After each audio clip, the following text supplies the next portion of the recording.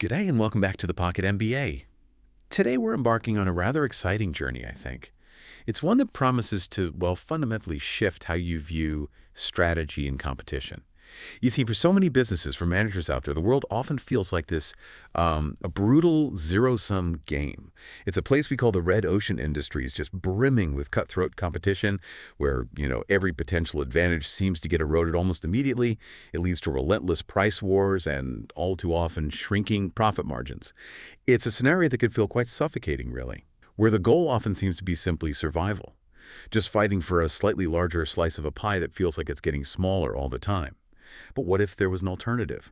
What if you could perhaps create an entirely new, uncontested market space? Somewhere where competition is, quite frankly, rendered irrelevant. Exactly. That's precisely what we're diving into today, the powerful framework of Blue Ocean strategy. Our mission for you, our listener, is really to extract the core insights from this, well, seminal work. We want to give you a practical shortcut to understanding how organizations, both large and small, can create truly unprecedented value and unlock profitable growth. So by the end of the session, you'll walk away with actionable insights, concrete tools to reimagine strategic possibilities. Whether you're leading a team right now, maybe analyzing a market for new opportunities, or just preparing for your next big pitch. And this isn't just some academic theory. It's a highly impactful framework. It has really shaped how business leaders globally approach innovation and strategy, moving beyond just survival to, well, truly thriving. Okay, let's unpack this metaphor then. Red and blue oceans. It's incredibly vivid, isn't it? Quite striking. When we talk about a red ocean, we're really describing the existing markets, the ones that dominate our current business landscape. These are industries with, well, very well-defined boundaries. The rules of the game are pretty clear, and companies compete intensely, fiercely, to grab a larger share of the existing demand. Think of it like a shark tank, perhaps, where every company is trying to outmaneuver its rivals, and the water, metaphorically speaking, eventually turns red from all the, well, the bloody competition. Profits get squeezed, innovation becomes incremental, just small improvements here and there, and the focus shifts to efficiency, cost cutting, often at the expense of genuine differentiation. So if you find yourself constantly fighting for market share, maybe in what feels like a static industry, you're likely operating from what academics call a structuralist view. You're essentially assuming the industry conditions, the boundaries, the competition, the customer demands are fixed. They're given, and firms are just forced to compete within those predefined structures. The outcome. Often, it's this relentless drive towards commoditization. Products, services, they become increasingly similar, which leads to what some studies on major American brands confirm. People just start selecting based on price alone. Consider laundry detergents like Tide, maybe, or toothpaste brands like Colgate versus Crest. Brand loyalty diminishes when the offerings are virtually indistinguishable, right? And the only real differentiator becomes who can offer the lowest price. This constant battle for market share, fighting over existing demand, it often leads to those shrinking profit margins we mentioned. It really is a zero-sum game. And what's truly fascinating here is how the blue ocean offers a completely different paradigm. Imagine, instead, vast, deep, uncontested market space, ripe for growth. A true blue ocean, no sharks, no competition, just ample room to navigate freely. Blue ocean strategy is fundamentally about creating new demand. It's about effectively making competition irrelevant. It's not about battling for a bigger slice of an existing pie, but about baking an entirely new one that didn't even exist before. Now, the core of this strategy lies in what's called value innovation. This isn't just innovation for innovation's sake or, just about offering value. It's the simultaneous pursuit of both differentiation and low cost.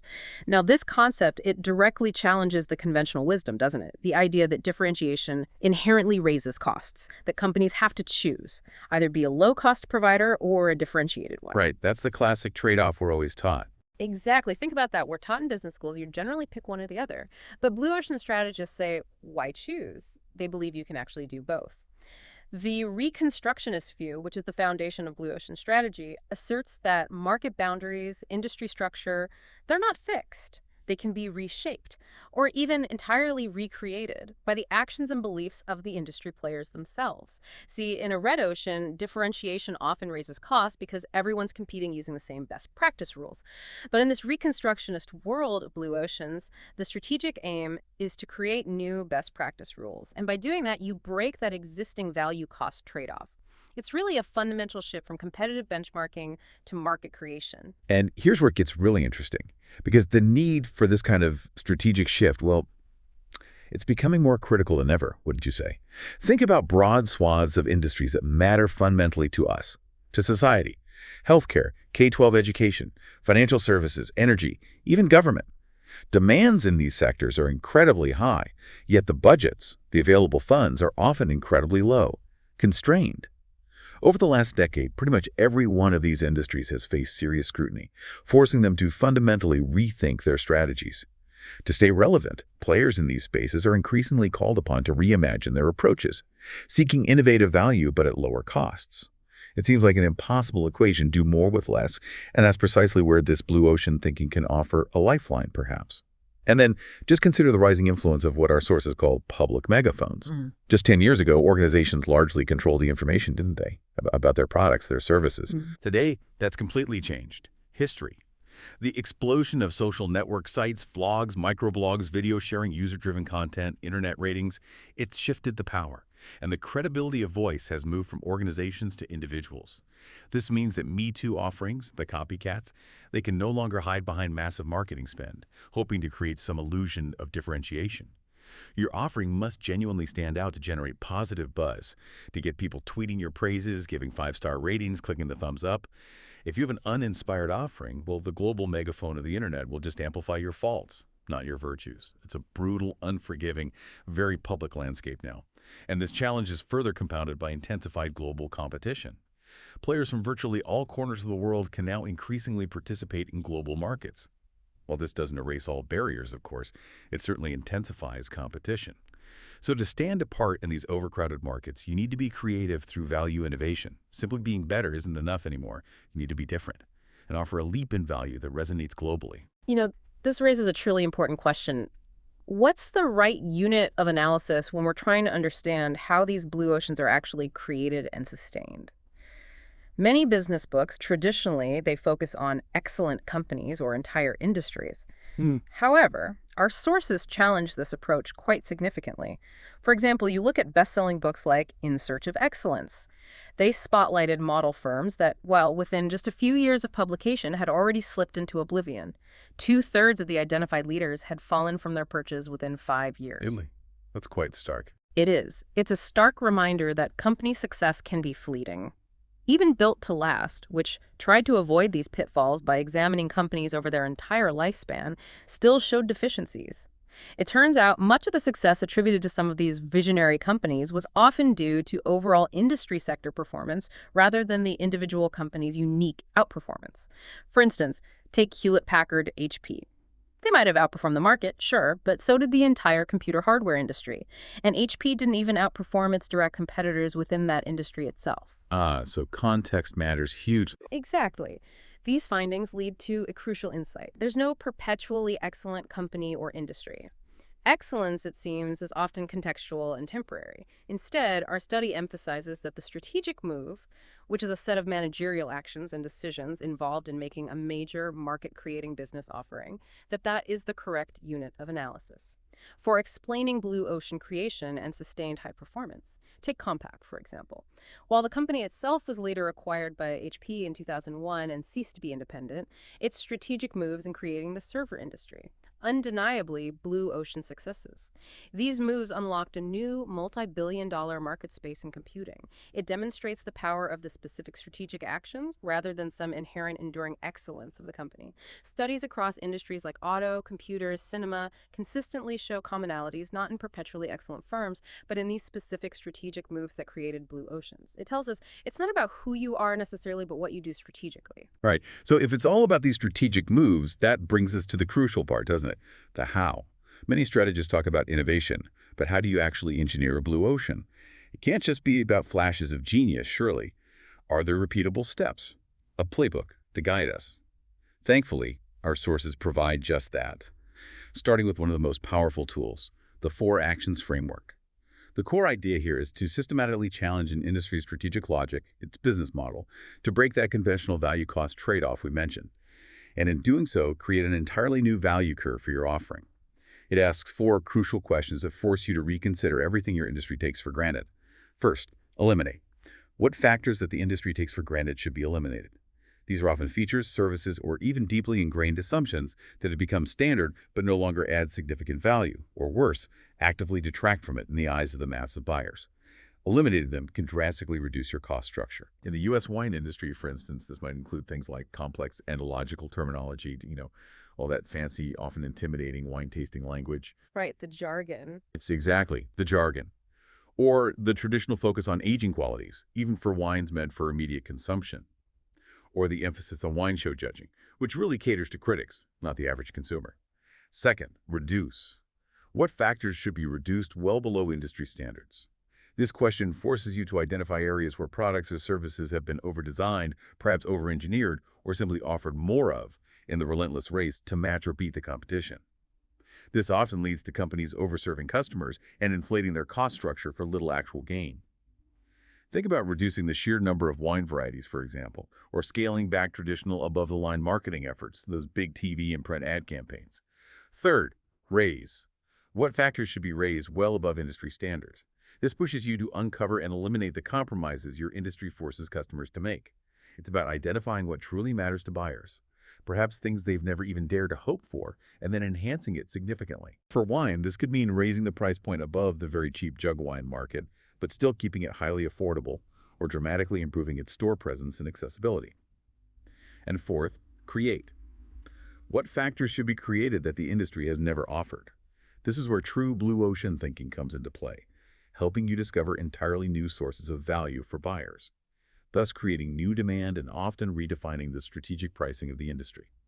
For example, in the wine world, this could involve creating unprecedented ease of selection, maybe fun and adventure branding, a consistently fruit-forward taste profile that appeals to a broader palate, or even memorable animal logos that make the brand instantly recognizable and approachable. By systematically pursuing the eliminate and reduce questions, you gain crucial insight into how to drop your cost structure relative to competitors. Our research found that managers rarely proactively eliminate or reduce investments in factors their industry competes on, which often leads to these mounting cost structures. Conversely, the raise and create actions provide insight into how to lift buyer value and generate new demand. These four actions, when applied together, allow you to systematically reconstruct buyer value, offer a completely new experience, and simultaneously keep your costs low. The eliminate and create actions are particularly vital because they push companies beyond just optimizing existing factors. They actually change the factors themselves, rendering existing rules of competition irrelevant. It's a really comprehensive approach to breaking free. That's a brilliant breakdown. And to illustrate just how powerful this framework can be, let's look at the yellowtail wine example. This raises an important question. Can a traditionally red ocean industry, like the U.S. wine market was, truly be transformed? The answer, as Yellowtail showed, is a resounding yes. In the year 2000, the U.S. wine industry was a classic red ocean. It was rife with intense competition, mounting price pressure, powerful retailers, and flat demand. Despite just an overwhelming choice of wines, it was hardly an attractive market by conventional strategic thinking, right? Not at all. Most wineries focused on over-delivering on prestige and quality, which meant adding complexity to the wine based on taste profiles shared by winemakers and reinforced by wine show judging. The industry equated complexity, layered personality reflecting soil season, winemaker skill in tannins, oak, aging with quality. But for the average consumer, this was intimidating, pretentious, and often resulted in taste profiles that were just a turnoff. It felt elitist and, frankly, not very fun. So Xilla Wines, with their Yellowtail brand, approached this using the 4 actions framework. They targeted the mass market of alcohol drinkers, not just existing wine aficionados. They eliminated several factors the industry took for granted, that confusing entomological terminology, the perceived need for aging qualities, vineyard prestige, wine critic praise, and traditional above-the-line marketing. These were all costly, and, crucially, they alienated the mass market. They reduced the sheer wine complexity, making it palatable to a broader audience. They significantly reduced wine variety, focusing initially on just Chardonnay and Shiraz to simplify choice. They also scaled back traditional marketing, relying more on word of mouth. They raised their price point above the very cheap jug wine market, but kept it highly accessible. They launched at $6.99 a bottle, more than double jug wine prices then. Later, $7.49. They also aggressively raised their store presence, making it widely available in supermarkets and liquor stores, not just specialty wine shops. And most crucially, they created entirely new factors the industry had never offered: unprecedented ease of selection, simple, clear labels, straightforward varietals, fun and adventure branding featuring that friendly wallaby logo, and a fruit-forward, approachable taste profile specifically designed to appeal to non-wine drinkers and new consumers who found traditional wines intimidating.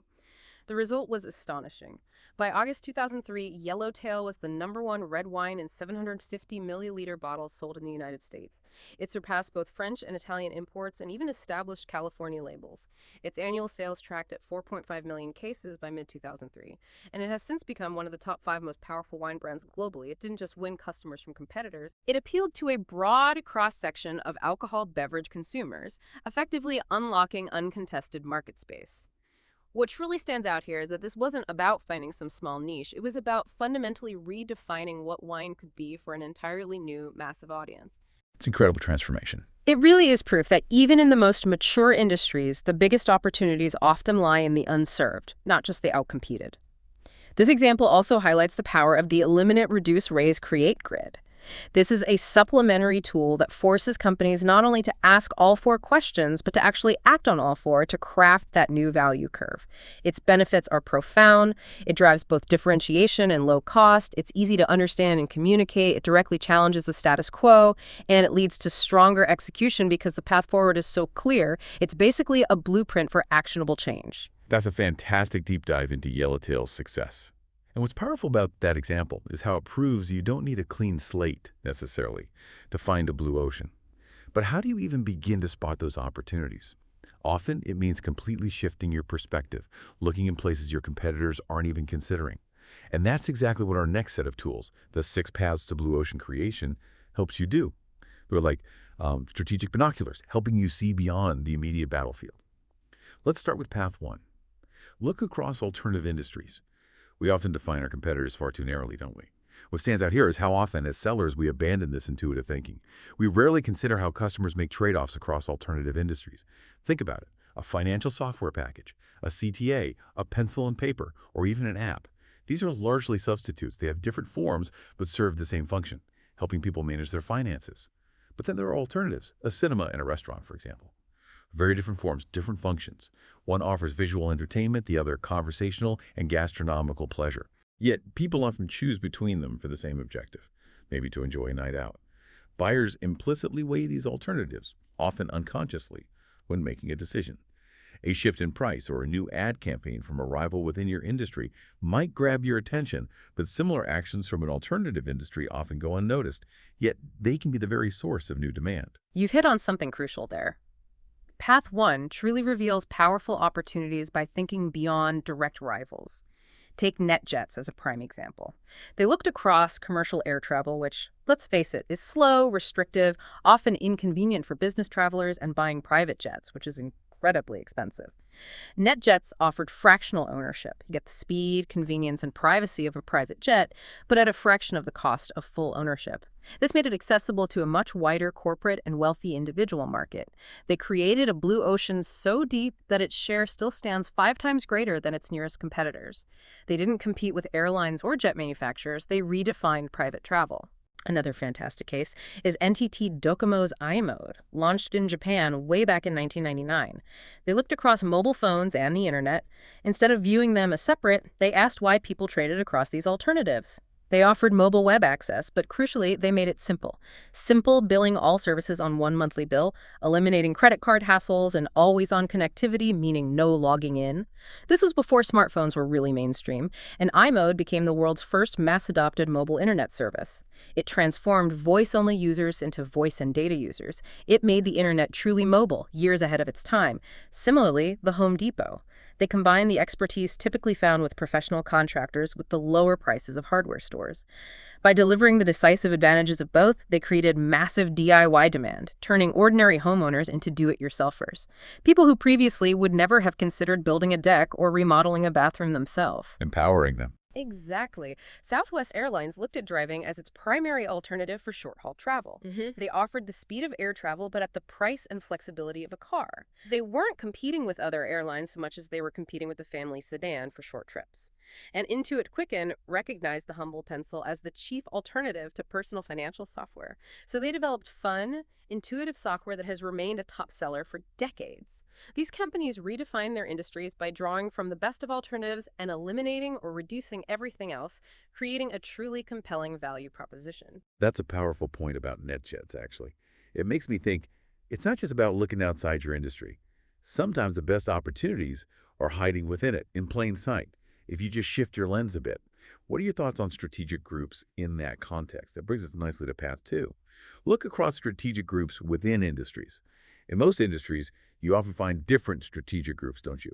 Like luxury car manufacturers versus economy car brands, or full-service health clubs versus home exercise programs. Competitors tend to focus on being the best within their chosen strategic group. The key, then, to creating a blue ocean across these existing strategic groups is understanding which factors determine customers' decisions to trade up or down between them. What makes someone choose a premium offering over a budget one, or vice versa? What are the compromises they're making by picking one group over another? You fit on something crucial there. That's exactly where Curves, the women's fitness company, comes in. They entered what seemed like an oversaturated fitness market, but created a massive blue ocean.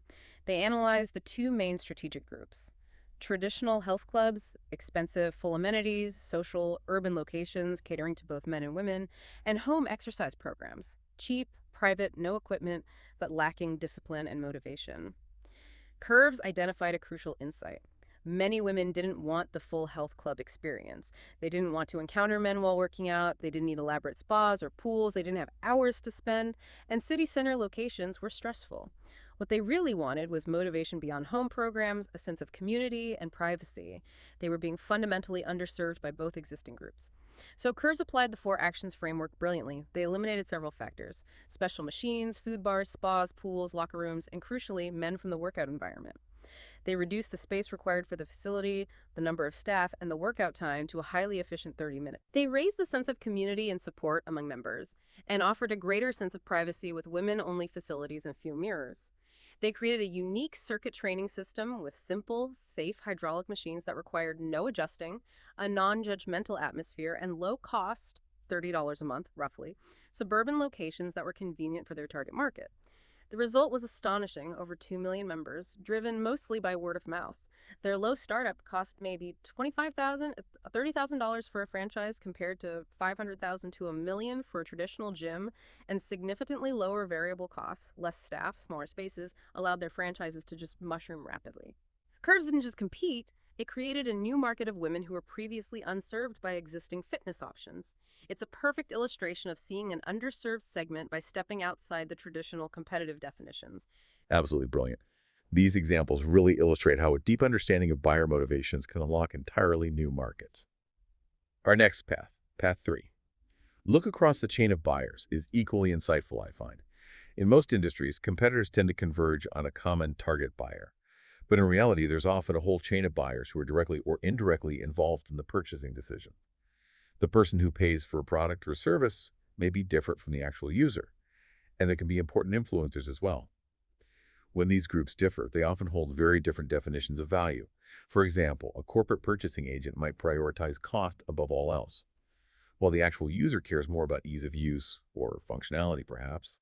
An industry might traditionally focus on influencers, like doctors in the pharma industry, or purchasers, like corporate IT departments.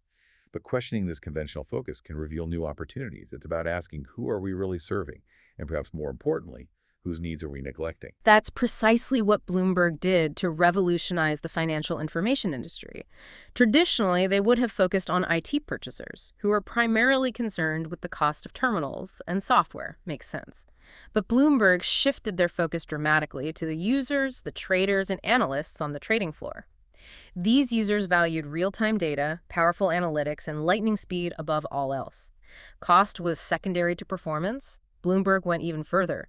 They recognized that these high-income users work such incredibly long hours they had little time to spend their money. So they created new value by adding personal services well before the internet offered such things, allowing traders to buy flowers, clothing, or even arrange travel during market lulls, all through their terminals. Wow, really embedding themselves. Totally.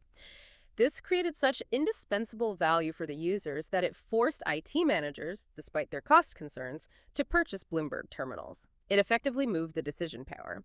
Similarly, Canon copiers created the small desktop copier industry. Before Canon, copiers were large, expensive, primarily aimed at corporate purchasing departments. By shifting their focus to individual users within offices, making copiers personal and accessible, smaller, cheaper, easier to operate, they unlocked a massive new market. They made the copier a personal tool, not just an office utility. The key takeaway here is to identify and address the differing definitions of value held by various players in the buying chain. By shifting your focus, you can uncover unmet needs and create a blue ocean. That's a profound point, understanding the nuances of different stakeholders in the buying process. It's not always obvious. Now, let's explore path 4. Look across complementary product and service offerings. Few products and services are used in a vacuum, are they? Their value is often intrinsically affected by other products and services consumed before, during, or maybe after their use. Yet, rivals in an industry often converge within the narrow boundaries of their own offerings, ignoring these crucial outside factors. Think about movie theaters again. The perceived value of a night at the cinema isn't just about the film itself. It's hugely affected by factors like the ease and cost of finding a babysitter, or parking the car, or even the price of popcorn and drinks. Right, the total experience. Exactly. These are complementary services or pain points, but they're typically beyond the traditional bounds of the movie theater industry. Few cinema operators worry about these outside factors, but they absolutely should as they directly impact demand. Imagine a cinema that offered, say, a reliable, affordable babysitting service. A radical thought, perhaps, but it addresses a real pain point in the total solution a buyer seeks for a night out. It's about looking at the entire customer journey, not just your product-specific moment in it. Consider the British tea kettle industry. It faced flat sales despite the cultural significance of tea in Britain. Philips Electronics transformed this red ocean by thinking about complementary products. They realized the major pain point wasn't the kettle itself, but the water specifically, the limescale and tap water that accumulated in kettles and ended up in the tea, making for a rather unpleasant cuppa, as they say. Traditionally, the kettle industry saw this as a public water supply problem, not theirs to solve. But by focusing on the total solution, Philips created a kettle with a mouth filter to trap the limescale. This simple innovation kickstarted the entire industry, with people replacing old kettles for the new filtered ones. Another brilliant example is Dyson vacuums. They entered the U.S. market where competitors like Hoover and Electrolux made modest profits on units selling for, say, $75 to $125. But they generated ongoing revenue from replacement bags. Dyson eliminated the cost and annoyance of constantly buying and changing vacuum cleaner bags. This solved a major complementary pain point, the ongoing hidden cost and hassle, and it allowed Dyson to leapfrog the competition, grow the industry, and sell its vacuums for nearly triple the price. The key takeaway here is to define the total solution buyers seek, what happens before, during, and after your product is used. By identifying and eliminating those pain points, you can create new value that competitors aren't even seeing. That's a perfect illustration of how to find value in unexpected places, just by broadening your scope beyond the product itself. Moving on, path 5. Look across functional or emotional appeal to buyers. Industries tend to converge on one of two bases of appeal, right? Either purely rational and functional, focusing on utility and price, or largely emotional, focusing on feelings, status, or identity. Now, this isn't an intrinsic characteristic of a product or service. It's more a learned customer expectation, shaped by how companies have competed in the past. Over time, functional industries become more functional, and emotional industries become more emotional. It makes it difficult for market research to uncover new insights beyond more of the same for less. It's sort of a self-fulfilling prophecy. However, when companies are willing to challenge this ingrained functional emotional orientation, they often find new market space. We see two common patterns here. Emotionally oriented industries often offer many extras that add price without truly enhancing functionality. Stripping away these extras can create a simpler, lower-priced, lower-cost business model that customers might welcome. Conversely, functional-oriented industries can infuse commodity products with new life by adding a dose of emotion, stimulating new demand. Think of Swatch. The budget watch industry was highly functional, focused on telling time accurately and cheaply. Swatch transformed it into an emotionally driven fashion statement, allowing people to buy multiple watches as accessories, shifting from mere utility to personal expression. They made watches fun. Yeah, I remember that. Suddenly, everyone had multiple swatches. Exactly. On the other hand, the Body Shop did the reverse. The cosmetics industry was highly emotional, selling dreams, elaborate packaging, aspirational imagery. The Body Shop stripped away the emotional fluff, transforming it into a functional, no-nonsense brand focused on natural ingredients, ethical sourcing, and practical utility. They sold honest products, not just fantasies. Another compelling example is QB House, Quick Beauty House, in Japan. The Japanese barbershop industry was deeply emotional and ritualistic, an hour-long experience with hot towels, massages, tea, elaborate cutting rituals, priced at 3,000, 5,000 yen, about 25,740. QB House saw an opportunity to appeal to busy professionals. They made the experience highly functional, focusing only on the haircut itself, a quick 10-minute cut for around 1,000 yen or $9. They eliminated the massages, shaves, tea. They designed their shops for pure efficiency, and they rapidly expanded across Asia by appealing to a new segment of customers who valued speed and cost over ritual. It was a complete reversal of industry norms and incredibly successful. Remarkable examples of how shifting that core appeal can unlock massive new markets.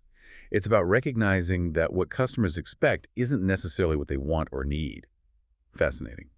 Our final path, path 6, look across time, external trends, reminds us that all industries are subject to external trends, aren't they? This isn't just about forecasting what trends will emerge, it's about looking at those trends with a blue ocean perspective and identifying how to act on them to create new opportunities. The trick is to identify a trend that is decisive, irreversible, and has a clear trajectory, and then ask, how can we leverage this to create a fundamentally new value proposition? A prime example here has to be Apple iTunes. In the late 1990s and early 2000s, Apple observed the flood of illegal music file sharing through platforms like Napster, Kazaa, Oh, LimeWire. yeah, the Wild West. Absolutely. Billions of illegal music files were being traded monthly. The recording industry was fighting this losing battle, trying desperately to stop the cannibalization of physical CDs. But illegal digital music downloading continued to grow unchecked. This is a massive, uncontrolled trend, one that most companies in the music industry saw purely as an existential threat. But Apple didn't fight the trend, they leveraged it. They created a legal digital music service that offered vastly superior utility compared to the illegal alternatives. While legal downloads often had poor sound quality, maybe viruses, fragmented content, iTunes offered high-quality sound using the AAC format, an intuitive search and browsing experience unlike the chaotic nature of illegal sites, and curated content like iTunes Essentials, Staff Favorites, Billboard charts. They made it easy and legal to buy single tracks for 99 cents or full albums. It completely transformed the experience from, a frustrating, legally dubious mess into a seamless, high-quality, and sanctioned one. The result? iTunes didn't just win customers from competitors, it effectively created and then dominated the digital music download market. It has sold over 25 billion songs, accounting for more than 60% of the global digital music download market at its peak. This blue ocean also significantly increased the attractiveness and sales of its already popular iPod player. By looking across the external trend of digital music sharing and providing a superior legal alternative, Apple created a blue ocean it has dominated for more than a decade. The challenge for Apple, of course, as for any blue ocean creator, is to keep its sights on the evolving mass market and resist falling into competitive benchmarking. They had to innovate continuously to keep that ocean blue. Now, throughout all these examples, from Yellowtail to Curves to iTunes, you'll notice a common thread: the strategy canvas. It's an indispensable visual tool. It's not always easy to draw initially, I'll admit. Managers are often too focused on their internal responsibilities or perhaps perceived internal benefits. For instance, a CIO might value an IT infrastructure for its data lining capacity, a feature totally lost on most customers who care more about speed and ease of use. This internal focus can lead to strategic contradictions, like EFS's foreign exchange business investing heavily in an easy-to-use website that was also incredibly slow, failing to convert customers into sales. The canvas can expose these hidden tensions. However, asking executives to draw their company's value curve and that of their competitors often serves as a forceful wake-up call. It graphically highlights inconsistencies and strategic contradictions that a mere report or numbers alone just cannot convey. This visual insight creates a stronger, more urgent case for change than any argument based purely on numbers and words could achieve. It reveals exactly where an organization is perhaps over-investing in factors that don't differentiate them, and where they are under-delivering on what truly matters to buyers. It sets the stage for blue ocean creation. It's like an X-ray for your strategy, showing you where the real problems and the real opportunities lie. Right, so you got the tools, you've drawn your canvas, you've identified a potential blue ocean. But having a brilliant idea is one thing. Making it happen, bringing it to life within an organization, well, that's another beast entirely, isn't it? This is where many excellent strategies falter, caught in the intricate web of organizational inertia and resistance. Our sources highlight 4 key organizational hurdles that can trip up even the best blue ocean strategies: cognitive, resource, motivational, and political. Understanding these and knowing how to overcome them is absolutely crucial for successful execution. It's one thing to draw a beautiful strategy canvas, it's quite another to paint it into reality. Let's start with the cognitive hurdle. This is all about making people truly aware of the need for a strategic shift. Abstract numbers, reports, presentations often fail to break through the ingrained mindset of an organization. People are comfortable with the status quo. Tipping point leadership, as described in our sources, emphasizes that seeing is believing, making people experience the harsh reality firsthand. One powerful technique is to ride the electric sewer. It sounds dramatic, but it means getting managers face to face with the worst operational problems, the ugly truths that numbers might obscure. For instance, when Bill Bratton was running the Massachusetts Bay Transportation Authority, the MBTA Police Division, the board decided to purchase small, cheaper squad cars. This went directly against Bratton's new policing strategy, which required larger vehicles for officers to carry their gear comfortably and efficiently. Instead of just arguing for a larger budget, Bratton invited the MBTA's general manager for a tour. He picked him up in one of the cramped small cars, jammed the seats forward to simulate a 6-foot cop's legroom, made sure the manager felt his own belt, cuffs, and gun digging in, and then drove over every single pothole he could find. After 2 jarring hours, the general manager wanted out. He realized the horror of the daily reality for his officers. That direct, negative experience led him to immediately improve larger cars, circumventing months of debate. It moved the manager from abstract budget numbers to visceral experience. Another way to break this hurdle is to meet with disgruntled customers firsthand. Don't rely solely on sanitized market surveys or those glowing customer testimonials marketing might cherry-pick. Actively observe how people use, or, more importantly, don't use your products. For EFS in the foreign exchange business, managers initially thought relationship managers were key to success. But when they met with disgruntled customers directly, they were astonished. They discovered customers hated dealing with relationship managers. They saw them as relationship savers because EFS so often failed to deliver in the first place. What customers truly valued most was speedy confirmation of transactions, something which had been largely overlooked internally. This direct feedback was a revelation. It provided a visceral understanding of the need for change that numbers could never convey. It's a powerful way to bridge that gap between perception and reality. Right. Once people grasp the need for change, the next challenge is often the dreaded resource hurdle. How on earth do you achieve ambitious goals with limited funds? Most leaders, when faced with this, either trim their ambitions back or they fight tooth and nail for more budget, both of which can be incredibly time-consuming and quite demotivating for the team. However, the blue ocean approach suggests a more agile path. Reallocate existing resources by identifying hot spots and cold spots within your organization. First, redistribute resources to hot spots.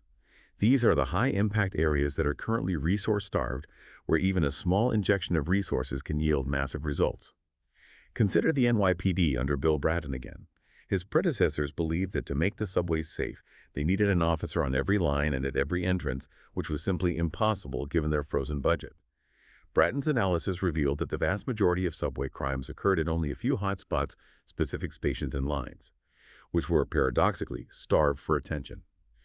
By reallocating officers to these high-impact areas, he achieved a sharp drop in crime without increasing the police force. This showed that performance increments don't always require proportional resource increments. Sometimes it's just about smarter allocation. Second, redirect resources from cold spots. These are the low-impact, often resource-rich activities where resources are being wasted. Again, with the NYPD, Bratton found that processing even petty criminals in court took an officer, on average, 16 hours time not spent patrolling and adding value on the streets. 16 hours. Wow, yes, a huge drain. This was a cold spot of wasted resources. By streamlining this process, they freed up significant officer time for higher impact tasks. Our sources also detail a clever instance of horse trading within the NYPD. The transit unit was short on office space but had excess unmarked cars. They traded with the New York Division of Parole, which had excess office space but needed cars. This solved resource problems for both departments, boosted Bratton's credibility within the organization, and showed his political bosses he was a pragmatic problem solver. These moves demonstrate how to simultaneously pursue both lower costs and higher value by intelligently reallocating what you already have, rather than constantly begging for more. Absolutely. Then comes the motivational hurdle. This is all about inspiring employees to embrace and execute the new strategy. Grand visions and top-down initiatives, they often fail to generate true buy-in because they don't address the human element of change effectively. Instead of diffusing efforts widely, tipping point leaders focus on kingpins and leverage fair process. To trigger an epidemic movement of positive energy, you zoom in on kingpins. These are the key influencers within the organization, the natural leaders, respected and persuasive individuals who can unlock or block access to critical resources. By winning over this relatively small number of people who often share common problems and concerns, you can create a ripple effect throughout the entire organization. Much like hitting the kingpin in bowling knocks down all the other pins, you identify the most critical levers and focus your energy there. Beyond kingpins, the powerful concept of fair process is absolutely vital. This involves three interconnected principles: engagement, explanation, and expectation clarity. Let's call it EE. Engagement means involving individuals in decisions that affect them, soliciting their input, acknowledging their ideas. It gives people a voice.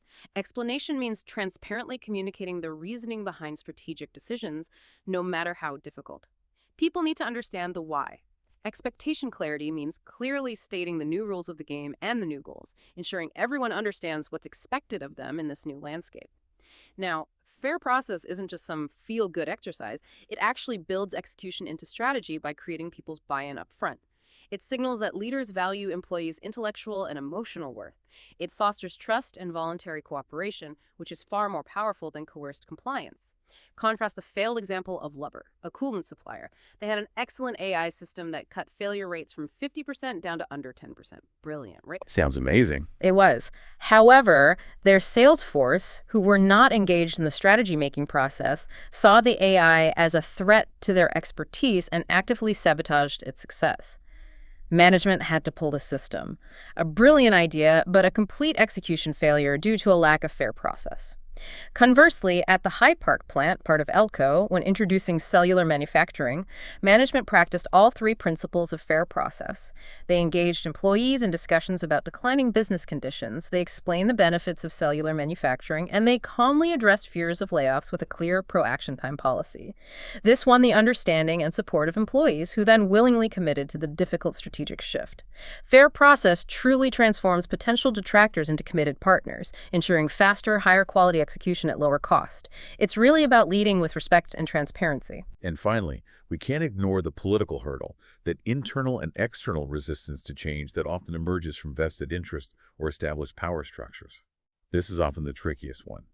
This is where securing allies and disarming opponents becomes paramount, especially for a leader trying to chart a genuinely new course. One crucial step is to secure a conciliere on your top management team. This isn't just another functional expert. A conciliere is a respected senior insider who knows the organizational landmines, understands the political landscape intimately, and can identify potential saboteurs. Bill Bratton, for example, appointed John Tymony, a highly decorated cop's cop with decades of NYPD experience, as his number two. Tymony knew all the key players and how they played the political game. He helped Bratton anticipate resistance and identify those who would fight or silently sabotage the new policing strategy. This foresight led to a dramatic changing of the guard and much smoother implementation. It's like having a seasoned guide through a treacherous maze. The second part of tackling this hurdle is to expose and silence detractors. You must anticipate the likely angles of attack and build counter-arguments with irrefutable facts and reason. When NYPD precinct commanders balked at compiling detailed crime data, arguing it would take too much time and distract from their core duties, Bratton was ready. He had already run a test. He knew it took no more than 18 minutes a day, less than 1% of their workload. Armed with this irrefutable information, he silenced the opposition before it could even gain traction. By proactively addressing political challenges, leaders can prevent them from derailing their blue ocean strategy. It's about being prepared and having the data to back up your vision. Absolutely. And to ensure your blue ocean idea is truly robust and commercially viable, before you go all in with implementation, we need a final critical testing tool, Right. the Blue Ocean Idea BOI Index. This index provides a simple yet robust test of your strategy. It checks for an interval system view across 4 key criteria. It's basically your last chance to spot potential icebergs before you launch the ship.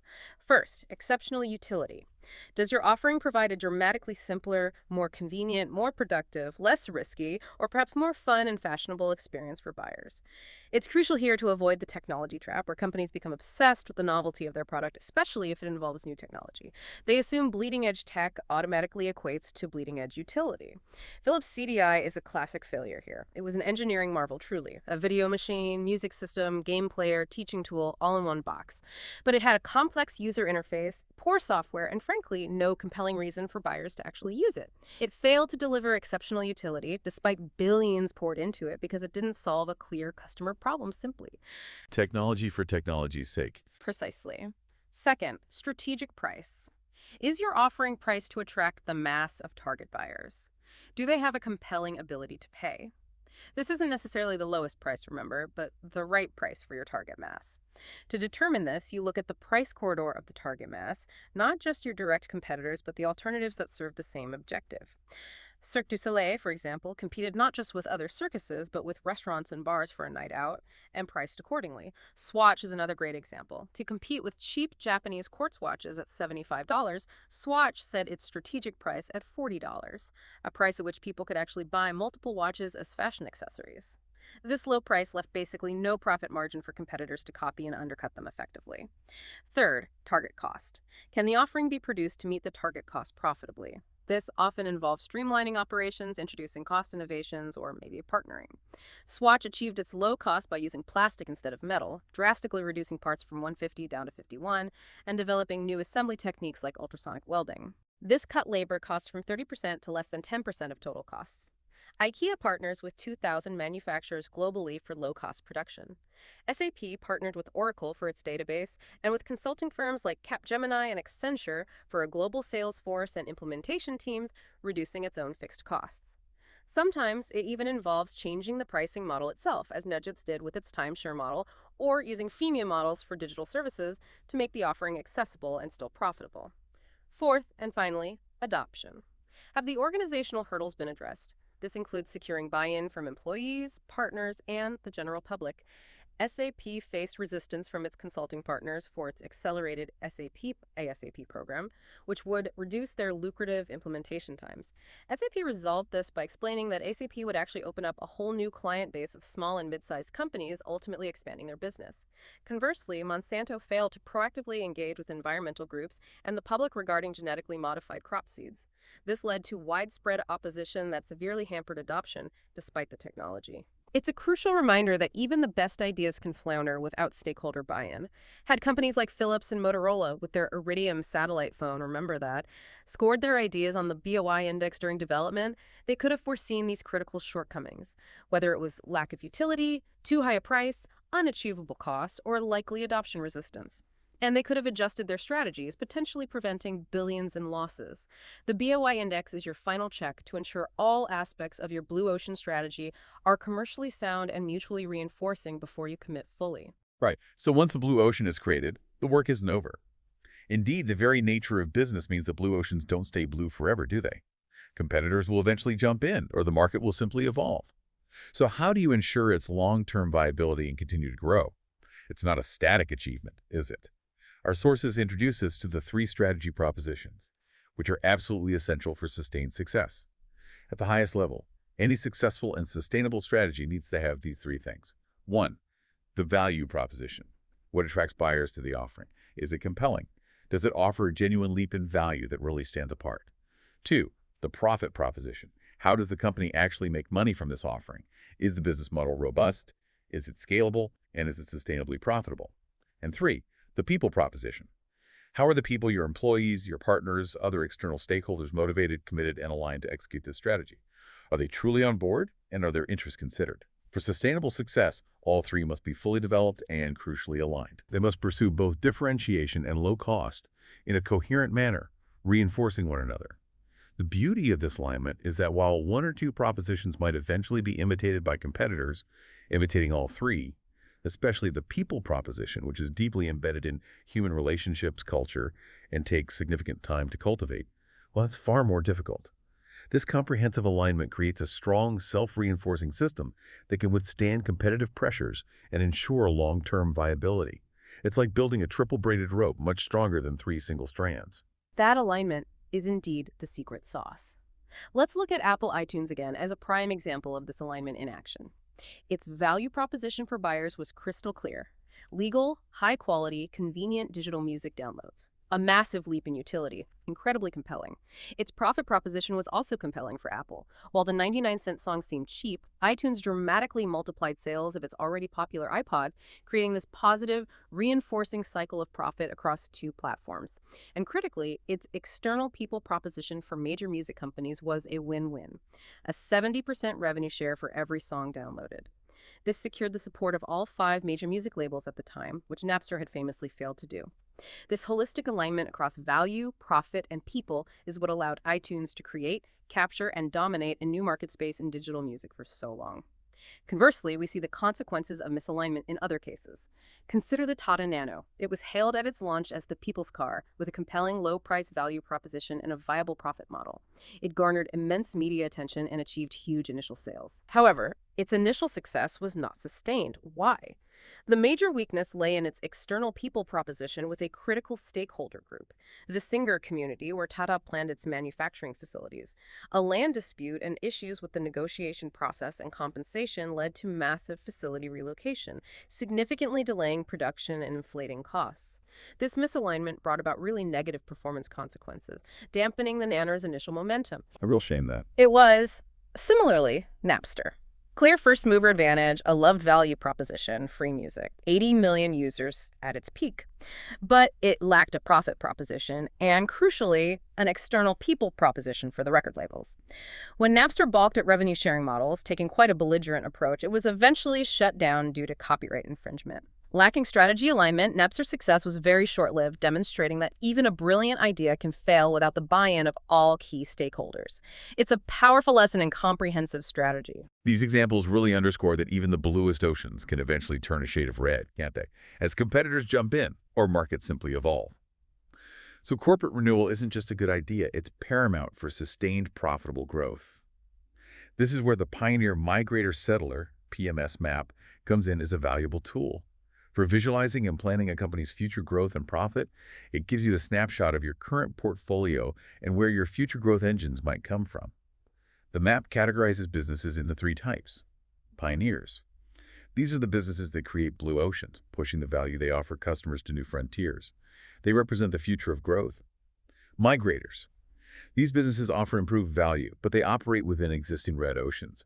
They're essentially upgrading existing market space with better features or lower costs. They're good, but not revolutionary. And settlers. These are the Me Too offerings, struggling to differentiate and competing largely on price in crowded red oceans. They're typically just treading water, maybe generating cash but not growth. The PMS map helps senior executives dynamically manage their portfolio businesses, balancing current cash generators with future growth engines.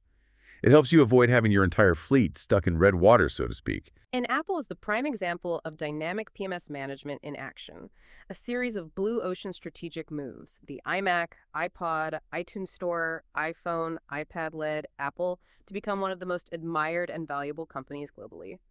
What's crucial here is that Apple maintains strong, profitable growth by consistently balancing its pioneers, migrators, and settlers over time. As previous pioneers, like the iPod, started to be imitated and moved towards migrator status, Apple proactively launched new blue ocean businesses, ensuring the next chunk of corporate growth was already in the pipeline. For instance, when the iPod was eventually imitated, Apple didn't just stand still. To counter the encroaching competition, it rapidly launched a range of iPod variants: Mini, Shuffle, Nano, Touch, which not only kept imitators at arm's length, but actually expanded the size of the ocean it had created, allowing Apple to capture the lion's share of profit and growth. By the time that blue ocean became more crowded, Apple was already introducing its next blue ocean, the iPhone. This shows that successful companies often swim in both red and blue oceans. They manage their portfolio dynamically and are always looking for the next uncontested space. Contrast this with Microsoft. Our sources suggest its heavy dependence on settler businesses like Office and Windows has severely penalized the company over time. While profitable, certainly, its stock price was relatively unimpressive for over a decade, and it lost some of its luster in attracting top talent compared to newer tech giants.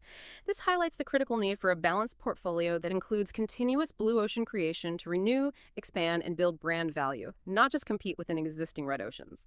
The PMS map provides that visual clarity to guide such a dynamic corporate strategy.